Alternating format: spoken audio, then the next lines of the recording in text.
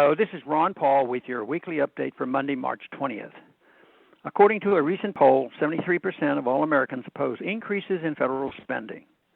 Since this anti-government spending sentiment is a major reason Republicans control the House and Senate, one would expect the Republican Congress to hold the line on or even cut government spending.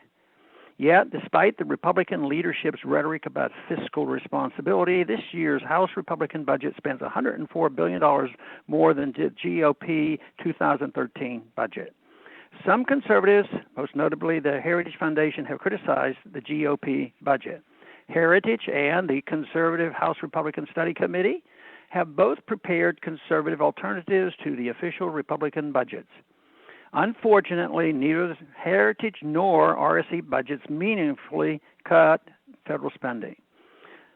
Conservative efforts to reduce the size of government are handicapped by their love affair with the military-industrial complex. Since the Pentagon's budget makes up the largest category of discretionary spending, it seems logical that a serious, balanced budget plan would reduce spending on militarism. Yet many of the same conservatives who rightly criticize the Republicans for refusing to cut spending not only oppose cuts to Pentagon budgets, they actually call for increases in military spending. The pseudo-conservatives refuse to admit that the trillions spent on regime change overseas have not only failed to turn the targeted countries into Jeffersonian republics, but have actually empowered groups like ISIS. Conservative support for ever-increasing spending on militarism undercuts their effort to end corporate welfare. Much of the so-called defense budget is wasted on boondoggles like the F-35 fighter that only defend the lifestyles of defense contractors and their lobbyists.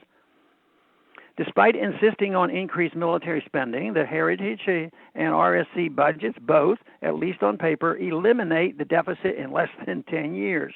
These budgets contain some other positive elements. For example, the RSC budget calls for an audit of the Federal Reserve. Both budgets repeal Obamacare and provide the American people with much-needed tax relief. The conservative budget's good features do not cancel out their flaws. For one thing, neither of the conservative budgets actually cuts spending. Instead, they both use the old D.C. trick of cutting projected increases in spending. Only in D.C. could budgets that increase domestic spending be considered a radical attack on the welfare state. The fundamental flaw in the conservative budget is philosophical. Like much of modern American conservatism, the budgets accept the notion that the American government is both constitutionally authorized to and capable of running the economy, running our lives, and running the world. Hence, the conservative budgets do little or nothing to scale back the federal role in education, housing, welfare, or commerce. Conservative budgets reform welfare programs by giving the states more authority and flexibility in administering these programs. This may make marginal improvements in the programs, but it does not make the welfare state moral or constitutional. It also does not make government welfare a more efficient or compassionate than private charity or free markets. Similarly, while conservatives promise entitlement reforms that give individuals greater control, they refuse to grant young people the bailout to care for themselves by opting out of the government entitlement system. If America is going to avoid a major economic crisis, government spending and debt must be reduced.